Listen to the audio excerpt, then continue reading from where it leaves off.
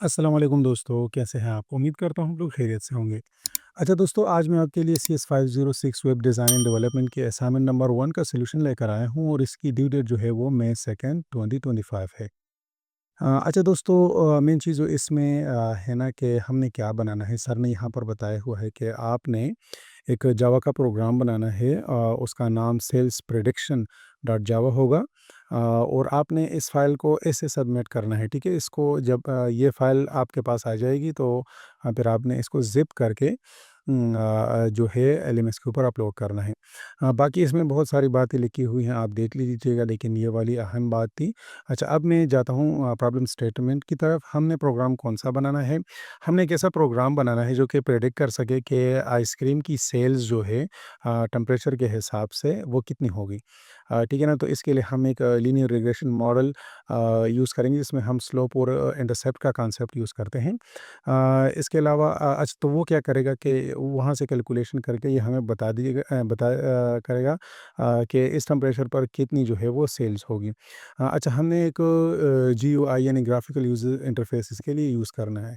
अच्छा, यहाँ पर आपको बताया गया है कि ये लीनियर रिग्रेशन क्या होता है। इसमें हमारे पास एक डिपेंडेंट वेरिएबल होता है और दूसरा हमारे पास इंडिपेंडेंट होता है। इंडिपेंडेंट का मतलब ये है, फॉर एग्ज़ाम्पल हमारे पास यहाँ टेम्परेचर है और सेल है, तो सेल जो है वो डिपेंडेंट है टेम्परेचर के ऊपर। अगर फॉर एग्ज़ाम्पल हम आइसक्रीम की बात कर रहे हैं, तो अगर टेम्परेचर हमारे पास हाई है, तो इसकी सेल ज़्यादा होती है, अगर टेम्परेचर हमारे पास कम है, तो आइसक्रीम की सेल कम होती है।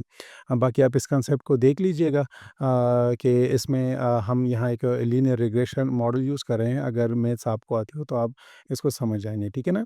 अ अच्छा, तो ये हमारे पास स्लोप और इंटरसेप्ट को मालूम करेगा। स्लोप और इंटरसेप्ट की वैल्यूज़ हमारे पास आ जाएँगी ना, तो उसके बाद फिर ये कैलकुलेट करेगा उससे कि मतलब सेल्स कितनी होगी। अच्छा, रिक्वायरमेंट हमारे पास क्या है, हम जो प्रोग्राम बनाएँगे ना, तो उसमें हम टेम्परेचर जो है 1 से लेकर टेम्परेचर मतलब 1 से ज़्यादा होना चाहिए, ठीक है ना? और 2 से लेकर 50 तक हम इसमें टेम्परेचर डालेंगे। ठीक है, जब टेम्परेचर इसमें हम डाल लेते हैं 1 से 50 तक, और उसमें फिर हमारे पास सेल्स की वैल्यू जो होगी वो फ्लोट में होगी, ठीक है ना?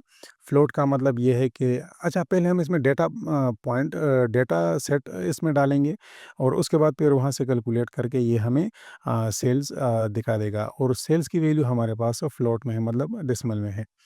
अच्छा, डेटा पॉइंट जब हम इसमें डालेंगे ना, तो फिर ये क्या करेगा कि स्लोप और इंटरसेप्ट वहाँ से मालूम करेगा। अब डेटा पॉइंट हम पर डिपेंड करता है कि हम इसमें कितने डेटा पॉइंट डालते हैं, जिससे ये मालूम कर सके, ठीक है?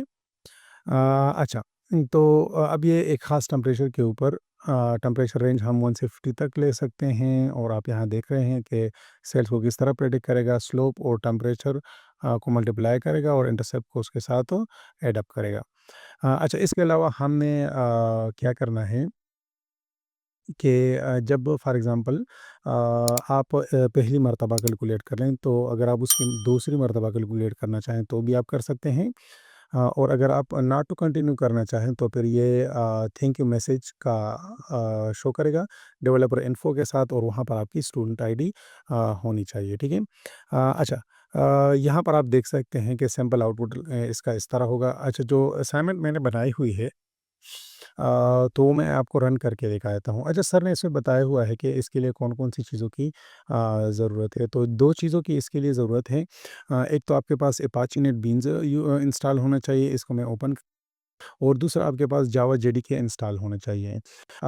तो जावा जेडीके को इंस्टॉल करना और फिर उसको वेरीफ़ाई करना, तो ये थोड़ा मुश्किल काम है, तो इसके लिए अलग सी वीडियो बनाना पड़ेगी। आप यूट्यूब के ऊपर इसको हैं कि जावा जेडीके और अपाचे नेटबीन्स को हम कैसे जो है इसको ओपन कर सकते हैं। अच्छा, अब मैं क्या करता हूँ, एक तरफ मैं इसको रख दूँगा, ठीक है ना? और दूसरी तरफ मैंने जावा जेडीके को ओपन किया हुआ है। ये ऑलरेडी मेरे पास ओपन है, ये मैंने बनाई हुई है, ठीक है? इसकी सारी की सारी कोडिंग में मैं आपको दिखा दूँगा। अब मैं क्या करता हूँ कि इसको हम रन कर देते हैं। चलो, रन नहीं करते, आपने करना क्या है, आपने सिंपल फ़ाइल में आ जाना है, न्यू प्रोजेक्ट के ऊपर कर देना है, और जावा विद एंड पे आना है, जावा एप्लीकेशन को सेलेक्ट करना है और नेक्स्ट कर देना है। उसके बाद फिर आप अपने प्रोजेक्ट को कोई सा भी नाम दे सकते हैं, ठीक है? फॉर एग्ज़ाम्पल मैंने यहाँ पर नाम दिया हुआ है सेल्स प्रेडिक्शन ऐप। ठीक है ना? आप यहाँ पर कुछ भी नाम दे सकते हैं। आप यहाँ पर नाम दे दें और यहाँ पर इसको अनचेक कर लें, ठीक है? जब इसको अनचेक करेंगे हम फिनिश कर देंगे।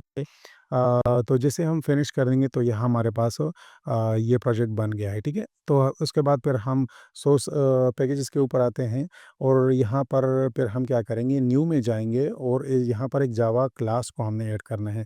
जैसे हम जावा क्लास को ऐड करेंगे तो इस क्लास का नाम बिल्कुल वही होना चाहिए जो कि सर ने आपको बताया हुआ है, और वो क्या है, वो ये है, ठीक है ना? जावा में आप देख सकते हैं sales prediction, sales prediction, SALES, P capital है, इसमें S कैपिटल है, प्रेडिक्शन डॉट जावा। तो आप इसको नाम देंगे और फॉर एग्ज़ाम्पल मैं आपको यही नाम देता हूँ, मैं फिनिश कर दूँगा। तो जैसे हम इसको फिनिश कर देंगे ना, तो हमारा प्रोजेक्ट जो है वो, तो जैसे ही आपके पास ये फ़ाइल बन जाती है ना, तो आपने क्या करना है, कोड मैं आपको प्रोवाइड कर दूँगा, ठीक है? आपने सारा का सारा डिलीट कर देना है। इस तरह कंट्रोल ऑल के साथ इसको सेलेक्ट कर दें और डिलीट कर दें। ठीक है ना? लेकिन जिस तरह नाम मैं आपको बता रहा हूँ, आपने बिल्कुल इसी तरह करना है, ठीक है? मैं अभी दोबारा से इसी नाम से पैकेज नहीं बनाना चाहता था, इसी वजह से इसको कर दिया है। अब मैं क्या कर रहा हूँ, इसको मैं डिलीट कर देता हूँ और आपके सामने इसको मैं फिर रन कर दूँगा, ठीक है? ये जो हमने अभी बनाया हुआ है, इसको मैं डिलीट कर रहा हूँ। अच्छा, अब इसको मैंने डिलीट कर दिया है। फिर क्या करूँ, ऑलरेडी जो हमारे पास बना हुआ है ना, आप देख सकते हैं ये हमारे पास कोड है। पहले मैं आपको इसको रन करके आपको दिखाता हूँ कि आया यही सारा कुछ कर रहा है कि नहीं कर रहा। तो मैं वही वैल्यूज़ यूज़ करूँगा जो कि सर यूज़ कर रहे हैं, ठीक है? यहाँ पर आप देख सकते हैं कि हमारे पास इनपुट की एक फ़ील्ड सर अब यहाँ पर दिखाई हुई है सर ने, ठीक है? तो पहले मैं इसमें हम क्या करेंगे, कि डेटा पॉइंट हम 2 से लेकर 50 तक डाल सकते हैं। तो जिस तरह सर ने 5 डाले हुए हैं, मैं इसमें भी 5 डाल दूँगा और उसके बाद फिर आप देख सकते हैं कि सर ने डेटा पॉइंट, पहले डेटा पॉइंट के लिए हमें क्या चाहिए, हम 5 डेटा पॉइंट डालेंगे, ठीक है? अभी इसमें तो ये हमसे 5 मरतबा इनपुट माँगेगा। एक मरतबा हमें हर डेटा पॉइंट के लिए टेम्परेचर को ऐड करना होगा और दूसरी बात उसकी मतलब सेल्स को ऐड करना होगा। हम ये कहेंगे कि फॉर एग्ज़ाम्पल उस दिन हमारे पास टेम्परेचर इतना था, तो हमारे आइसक्रीम की सेल इतनी हो गई। तो हम डेटा पॉइंट हमारे पास होंगे सारे के सारे। फॉर एग्ज़ाम्पल हमारे पास अगर टेम्परेचर 5 था, तो उस दिन हमारी सेल जो हुई थी आइसक्रीम की, वो हमारे पास 5 थी। तो ये हमारा एक डेटा पॉइंट हो गया। अब दूसरे दिन की अगर हम बात करें, तो मतलब डेटा पॉइंट 2 में तो हमारे पास 15 और 50 है, ठीक है? तो मैं इसको कर देता हूँ 15 और उसके बाद कर देता हूँ 50। तो अब हम ये हमसे माँग रहे हैं कि तीसरा डेटा पॉइंट, क्योंकि हमने 5 चूज़ किया हुआ ना, तो इसलिए हमें अब तीसरा डेटा पॉइंट, तो वो 25 और 125 है, तो मैं दोबारा से कर देता हूँ 25 और 125। अभी चौथा डेटा पॉइंट में यहाँ पर सर ने दिया हुआ है 35 और 275, ठीक है ना? तो मैं देता हूँ 35 और 275। तो आप देख रहे हैं कि ये हमारे पास यहाँ तक आ चुका है। अब मैं क्या करता हूँ, हमारे पास जो 5वाँ डेटा पॉइंट है उसको मैं देखता हूँ। 5वाँ डेटा पॉइंट हमारे पास 45 टेम्परेचर है। जैसे ही टेम्परेचर बढ़ रहा है, आप देख रहे हैं कि सेल्स भी बढ़ रही हैं, ठीक है? तो मैं 45 कर दूँगा यहाँ पर और सेल्स में लिख दूँगा कि 400 यूनिट्स हमारे पास सेल्स हुए हैं। आप देख रहे हैं वैसे ये यहाँ ऊपर जो भी लिखा आ रहा है, बिल्कुल एग्ज़ैक्ट उसी तरह दिख रहा है जहाँ आपको यहाँ पर नज़र आ रहा है। अब ये हमसे क्या कह रहा है कि enter temperature centigrade to predict the ice cream. अब फॉर एग्जांपल आप कह रहे हैं कि आज टेम्परेचर इतना है, तो कितनी सेल होगी, ठीक है ना? तो फॉर एग्जांपल सर ने यहाँ पर टेम्परेचर लिखा हुआ है 26, ठीक है? तो अगर मैं 26 कर दूँ, तो ये हमें क्या करेगा कि 2 चीज़ें हमारे लिए कैलकुलेट करेगा। एक तो स्लोप और दूसरा इंटरसेप्ट, ठीक है ना? 2 वैल्यूज़ हमारे लिए कैलकुलेट कर दी, जिसकी बुनियाद पर इसने प्रेडिक्ट किया हुआ है कि अगर टेम्परेचर 26 डिग्री सेंटीग्रेड होगा तो हमारे पास 181.15 यूनिट सेल्स होंगे। आप देख रहे हैं, ठीक है? इस तरीके से 1 तो ये बिल्कुल सही काम कर रहा है। अच्छा, अब मैं इसको ओके कर देता हूँ, तो ये हमें ऑप्शन देगा कि would you like to predict another sales value? हाँ, ये हमें बता रहा है ना कि आप एक कोई और सेल वैल्यू करना चाहते हैं कि नहीं? तो अभी मैं कर रहा हूँ कि फॉर एग्ज़ाम्पल हाँ, मैं करना चाहता हूँ। तो कोई और सेल वैल्यू मैं देखता हूँ, फॉर एग्ज़ाम्पल आज टेम्परेचर मैं 41 के लिए भी चेक कर देता हूँ। सर ने यहाँ पर 41 के लिए चेक किया हुआ है। तो जैसे मैं यहाँ 41 एंटर करूँगा और ओके कर दूँगा, तो ये 41 के लिए भी मुझे बता देगा कि अगर टेम्परेचर 41 हो तो इसके यूनिट्स 333.40 यूनिट्स इसके सेल होंगे, ठीक है? अब मैं क्या करता हूँ, ओके कर देता हूँ। ओके के बाद हमारे पास ये कहेगा दोबारा से उसका कि आप कुछ और सेल्स वैल्यूज़ प्रेडिक्ट करना चाहते हैं कि नहीं? तो अगर मैं नो कर दूँ ना, तो ये क्या करेगा कि ये हमें goodbye message, thank you message show करेगा। डेवलपर इन्फो शो करेगा कि ये डेवलप किया हुआ है। फॉर एग्जांपल मैंने यहाँ अपनी वीयू आईडी डाली हुई है, ठीक है? तो मैं ओके के ऊपर क्लिक करता हूँ।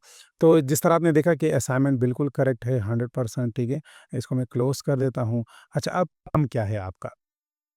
ये तो अभी मैं आपको दिखा रहा हूँ, ठीक है? लेकिन आपने कम करना क्या है, ये सेल्स प्रेडिक्शन डॉट जावा की फ़ाइल जो है, आप क्या करेंगे, यहाँ पर क्लिक कर देंगे और यहाँ से आप आएँगे ओपन सिस्टम में।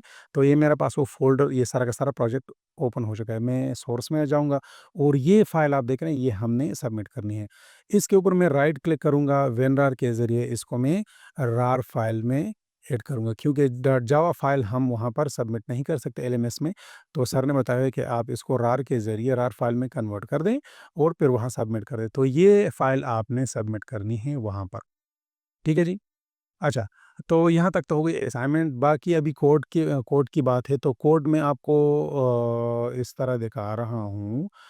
ठीक है, फॉर एग्ज़ाम्पल मैं जितना बड़ा कर सकूँ इसको मैं कर रहा हूँ ताकि आप इसको आसानी से देख सकें। ठीक है? अच्छा, इसमें हम किस तरीके से करते हैं?